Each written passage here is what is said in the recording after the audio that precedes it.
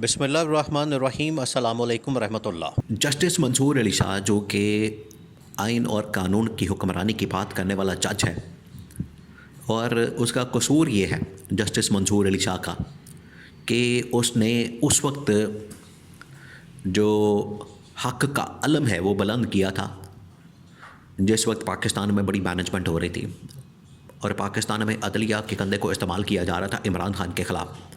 और उस वक्त जो अदलिया का कंधा दे रहा था वो कौन था? वो था काजी फ़ाइज़ ईसा। काजी फ़ाइज़ ईसा जो है वो अदलिया का कंधा फराहम कर रहा था और काजी फ़ाइज़ ईसा के ज़रिए से हुकूमत की सहूलतकारी हो रही थी और हुकूमत बड़ी इंजॉय कर रही थी। हुकूमत की बड़ी मौजें लगी हुई थी। हुकूमत तो कह रही थी कि हम तो मौजें कर रहे हैं, हमें तो मौजें लगी हुई हैं, हमारा तो मामला ही बिल्कुल यहाँ पर सीधा है, टांका सेट है, हमारी सेटिंग हुई है, तो हमें तो कोई मसला ही नहीं है, हमें तो कोई परेशानी नहीं है। इनकी मौजें लगी हुई थी। लेकिन उस वक्त जस्टिस मंसूर अली शाह ने जब हक़ का अलम बुलंद किया और जस्टिस मंसूर अली शाह ने इस सेटिंग को, इस दो नंबरी को, इनके मुकमका को, अदलिया और एग्जीक्यूटिव का मुकमका कैसे हो सकता है? लेकिन ये सोचने वाली बात है, ये बड़ी हैरान कुन बात है और ये बड़ी इस वक्त सरप्राइज़ वाली बात है कि इनका एग्जीक्यूटिव का और अदलिया का मुकमका कैसे हो सकता है। रियासत के अंदर अदलिया जो है वो एक किस्म का उसके ऊपर हाथ रखती है, एग्जीक्यूटिव के ऊपर, हुकूमत के ऊपर एक चेक एंड बैलेंस रखती है, उसकी अकाउंटेबिलिटी करती है, उसका एहतसाब करती है, उसके ऊपर एक अपर हैंड रखती है। और यहाँ पर क्या हो गया था? यहाँ पर आपस में ये एक हो गए थे। आप इसी से अंदाज़ा कर लें कि अगर शेर और बकरी एक ही जगह से घास खाना शुरू कर दें तो ये तो नहीं हो सकता। शेर ने अपना गोश्त खाना है, बकरी ने अपनी घास खानी है। ये नहीं हो सकता कि दोनों जो है वो या तो गोश्त खाना शुरू कर दें या फिर दोनों जो है वो घास खाना शुरू कर दें। तो गवर्नमेंट ने काजी फ़ाइज़ ईसा के साथ मिलकर यही काम डाला हुआ था कि दोनों एक हो गए, एक नहीं हो सकते। तो जस्टिस मंसूर अली शाह ने इनका जो नेक्सस था या इनका जो आपस में एक ताल्लुक़ था उसको बेनकाब किया, जिसकी वजह से जस्टिस मंसूर अली शाह का बतौर चीफ जस्टिस बनने का रास्ता रोका गया। और जस्टिस मंसूर अली शाह का रास्ता रोकने में सबसे बड़ा जो किरदार अदा किया था वो किया था काजी फ़ाइज़ ईसा ने। ये तो है थोड़ी सी बैकग्राउंड। अब आ जाएँ आज के सिचुएशन पे। आज जो इस वक्त सुप्रीम कोर्ट पाकिस्तान के अंदर इस वक्त पूरा महाज खुला हुआ है। इस वक्त पाकिस्तान के अंदर जो है सुप्रीम कोर्ट के अंदर एक पूरा अखाड़ा बना हुआ है। वहाँ पर जो है बड़े बड़े पहलवान लड़ रहे हैं आपस में, और लड़ाई किस बात के ऊपर पड़ी हुई है? यहाँ पर ये कहा गया कि 26वीं आईनी तरमीम हो जाएगी ना। इसी मकसद के तहत इन्होंने ये 26वीं आईनी तरमीम की कि एक मरतबा 26वीं आईनी तरमीम होने दें। 26वीं आईनी तरमीम हो जाएगी तो फिर उसके बाद यहाँ पर सुकल मंगल, शांति, इसके बाद कोई मसला नहीं होगा सुप्रीम कोर्ट के अंदर। असल तो उसके पीछे मकसद ये था कि सुप्रीम कोर्ट को अपने हाथ में करना, अपने कंट्रोल में करना, और जो भी उसका चीफ जस्टिस आएगा, जो भी उसका आईनी बेंच बनेगा या जो भी उसके अंदर बंदा आएगा, जज बन के बैठेगा, वो आखिरकार गवर्नमेंट की अप्रूवल से आएगा। गवर्नमेंट उसको अप्रूव करेगी, गवर्नमेंट उसको फाइनल करेगी, पर उसके बाद जो है वो जज बनेगा।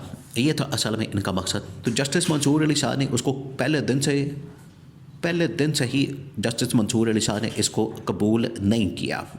जस्टिस मंसूर अली शाह पहले दिन से इसमें शोर मचाता रहा। बहरहाल 26वीं आईनी तरमीम हो गई, 3-4 महीने तो आराम से गुजर गए, फिर रौला पड़ गया। और रौला ऐसा पड़ा है कि अब ख़त्म होने का नाम ही नहीं ले रहा।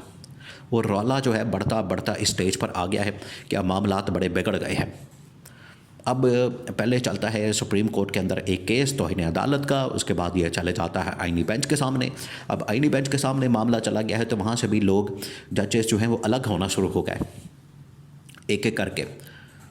जस्टिस मंसूर अली शाह, फिर उसके बाद जस्टिस आयशा मलिक, फिर उसके बाद जस्टिस अतर बिन अल्लाह, ये वो जजेस हैं जो कह रहे हैं कि हम आइन और कानून के मुताबिक चलने वाले जज हैं, और अगर हमें आइन और कानून के ऊपर कॉम्प्रोमाइज़ के लिए कहा जाएगा, कॉम्प्रोमाइज़ करने के लिए, तो फिर हम नहीं करेंगे।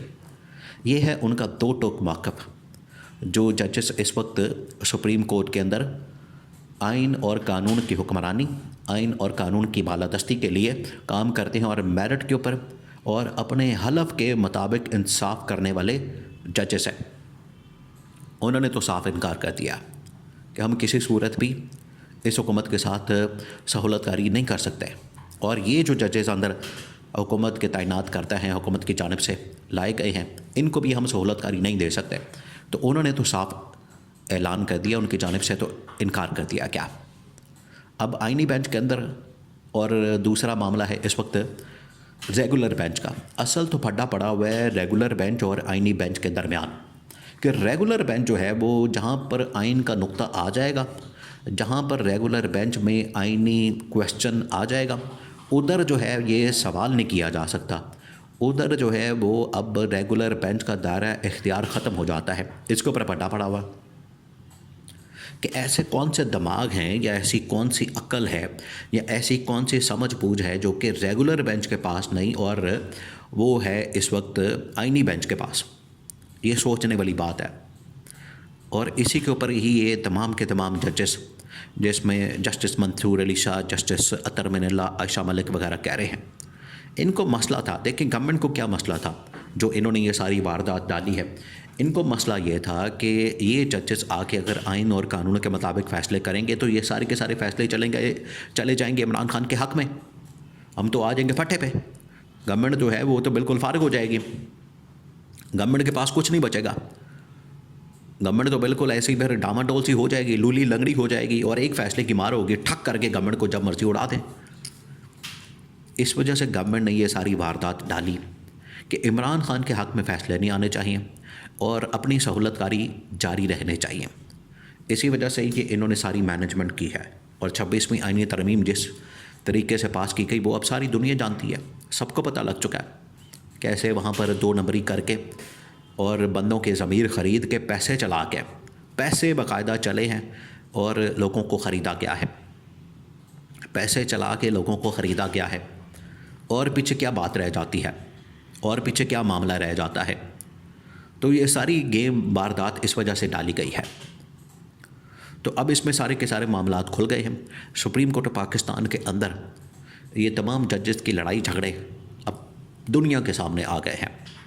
और ऐसा इदारा, ये बदकिस्मती की बात है, पाकिस्तान के अंदर एक ऐसा इदारा जो कि इंसाफ फराहम करने वाला है और उसने इंसाफ फराहम करना है और उसने इंसाफ करना है, लोगों को इंसाफ देना है, वो जजेस आज खुद इंसाफ के लिए दर बदर मारे और दीवारों को टकरे मार रहे हैं, मारे फिर रहे हैं।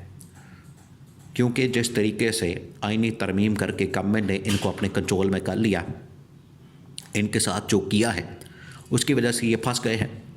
अब निकलने का रास्ता कोई नहीं, बाहर जाने का रास्ता कोई नहीं। अब ये बुरी तरह से ट्रैप हो गए हैं और जो मेरिट के ऊपर फैसले करने वाले जजेस हैं वो भी डट गए हैं।